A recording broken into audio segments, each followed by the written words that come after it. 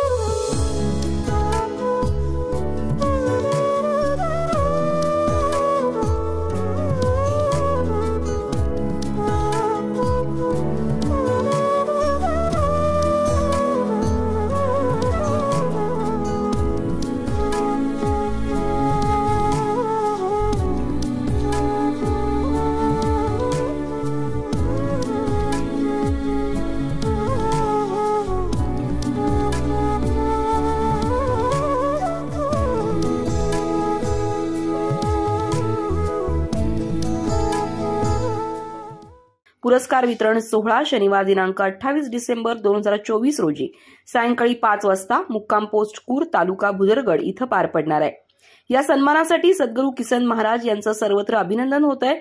सद्गुरू किसन महाराज यांच्या या कार्यामुळे समर्थ सेवा ट्रस्टचा गौरव वाढला असून समाजासाठी त्यांचं योगदान प्रेरणादायी ठरलं आहे।